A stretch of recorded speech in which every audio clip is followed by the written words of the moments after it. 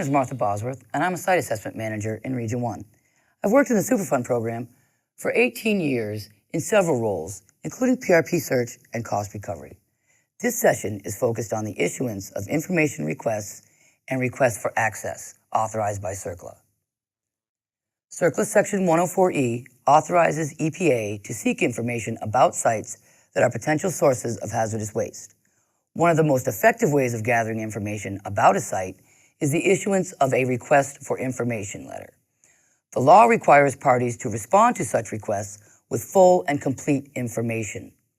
EPA may issue these requests for information letters to any person, including individuals, business entities, and government agencies who may have information about a site. This can include any party that may have information about the site or its operations, not just parties that may be PRPs.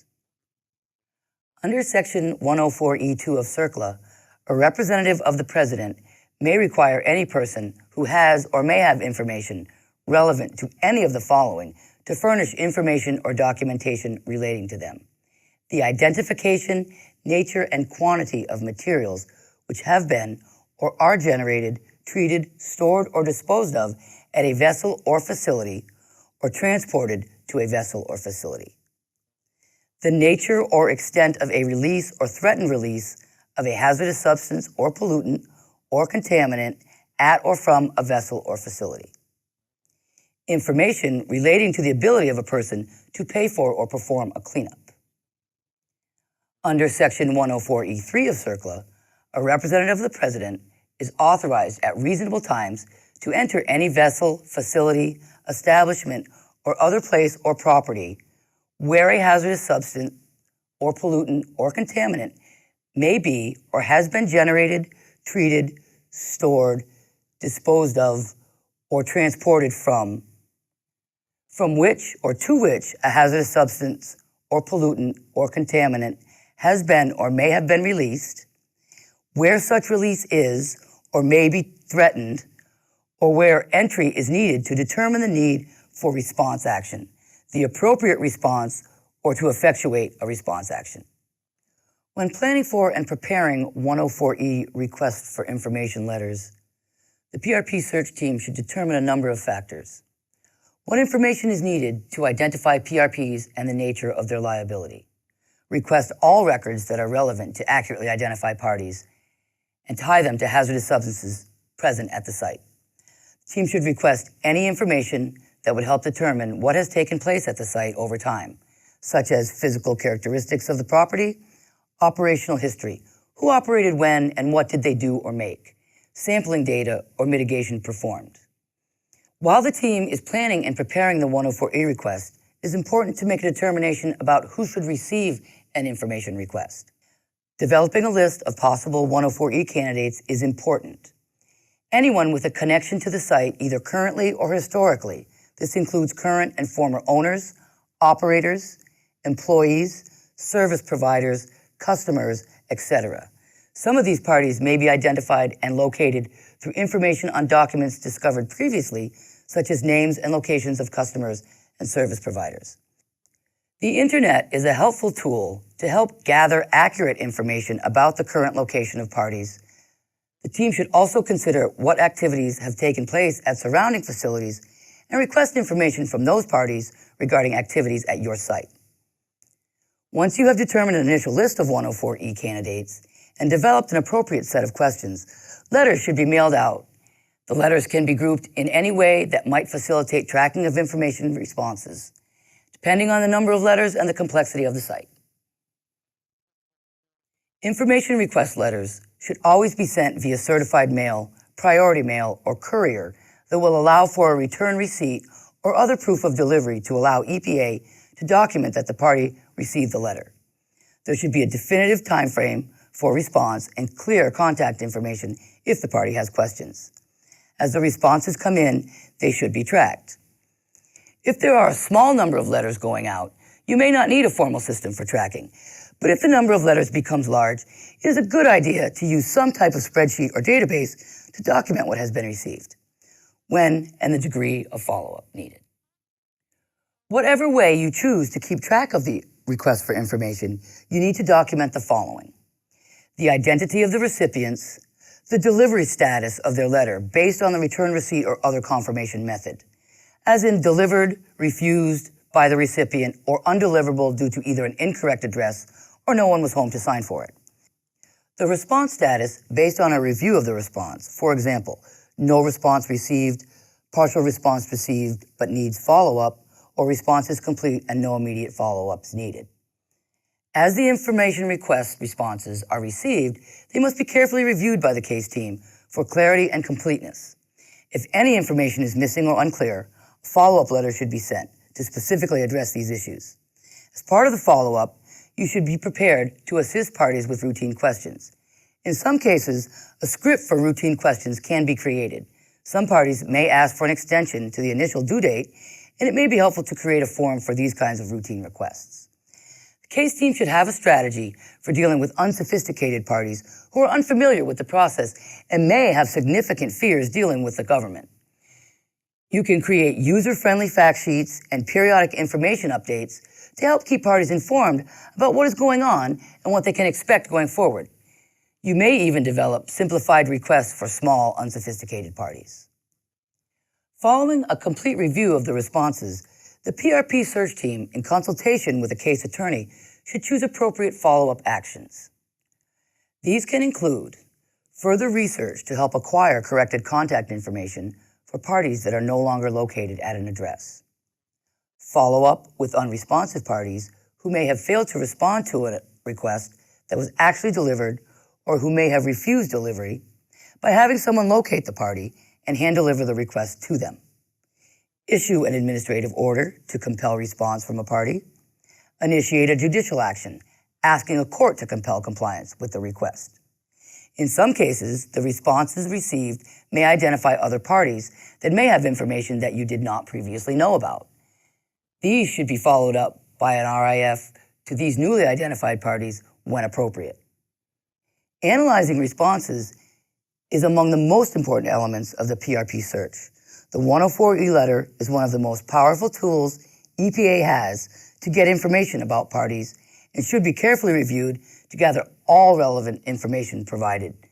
Responses to information requests should be analyzed for information that links a party to the site, information establishing liability, such as prior ownership, operator status, or evidence that the party caused hazardous substances to be placed at a site, information that establishes a PRP's financial viability, such as tax returns, financial statements, and annual reports, leads that may provide the region with additional information about a particular PRP, other parties, or site characteristics.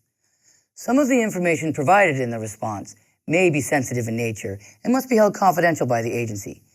There are several types of confidential or sensitive information that may be encountered, including information may be subject to a claim of confidential business information, or CBI. This may include formulas, trade secrets, proprietary information, or any information specifically claimed confidential by the respondent.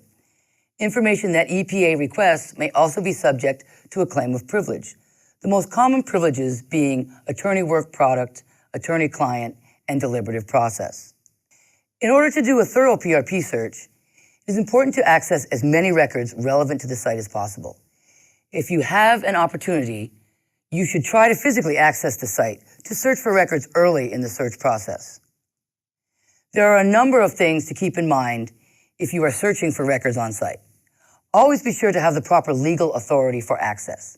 I will be discussing the access issue a little later, but just remember not to access someone else's property without some type of authorization document. At the site, look for file cabinets, totes, boxes, bags, desk drawers, and ledgers. Dress down and be prepared to deal with a mess. Many of these sites are literally abandoned and have been left in serious disarray. I learned firsthand the importance of visiting the site when conducting a PRP search on a removal site. I had asked the on-scene coordinator if he had come across any records while working on the removal action. He told me there were no records at the site. Later, when I visited the site myself, I discovered literally thousands of hazardous waste manifests in garbage bags all over the garage of the facility. Due to the discovery of these records, the agency ended up with 100% cost recovery for the removal. Well worth the effort. When you visit the site, always investigate and plan for any potential health and safety issues, such as slips, trips, and falls, potentially contaminated records, structural issues, or any other type of physical hazard. These photographs were taken during a PRP record search at a site in Region 1.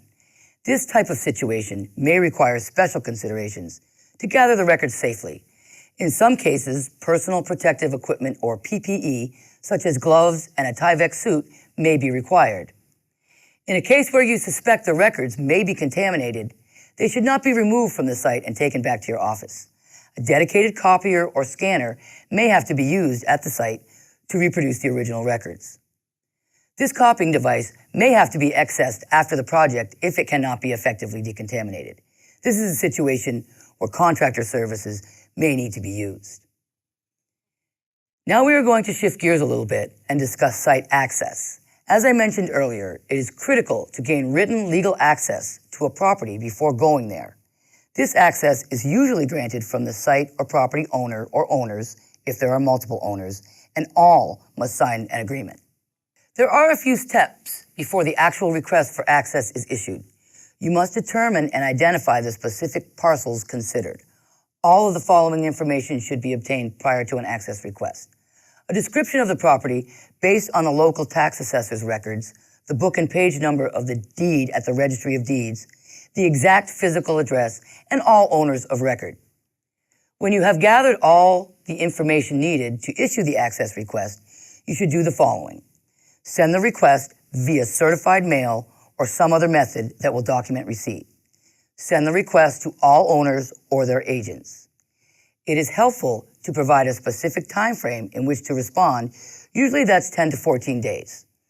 Provide an opportunity for the parties to contact you and ask questions, and provide a self-addressed stamped envelope for return of the signed original or allow for electronic conveyance if appropriate. The access agreement can be tailored to meet the specific needs of the case. However, all agreements should contain the following: a description of the agency's statutory authority to access the site. Describe the nature of the activities you will be performing at the site. In this case, we would describe what type of records we are looking for and specifically request permission to either remove or duplicate the records on site. A time frame for access that will allow for enough time to complete the necessary investigation or work at the site. This should allow for return follow-up visits if necessary, but should not be indefinite or open-ended. Extend an invitation to the site owner or their representative to be present and accompany you while at the site. If there will be any samples taken from the property for analysis, offer to provide the owner a split sample for their own independent testing if they desire. In dealing with site owners, it is often helpful to contact them prior to sending a request for access. This helps break the ice, provides notification that the agreement is forthcoming, and allows the party to ask questions up front. This can go a long way to getting the party to cooperate. They don't feel like they are being blindsided. Despite your best efforts to make things easier, there are going to be times when you will encounter an uncooperative site owner. If your first request for access is not answered, there are a number of steps to be taken. Attempt to contact the party via phone or email and send a follow-up request via certified mail. Attempt to hand deliver if possible, and be sure to document if you are successful in delivering the request. You may want to use a civil investigator or process server to secure a signature in person. Fully document all attempts to contact the owner, such as phone calls, emails, and letters. If all efforts to secure site access are unsuccessful, EPA, through the Department of Justice, can petition the court for a warrant for access. To secure a warrant, you will need to have documented all previous attempts to secure access, as well as the compelling reason why access is needed. This approach is very labor-intensive and time-consuming and should only be considered after all other approaches have failed.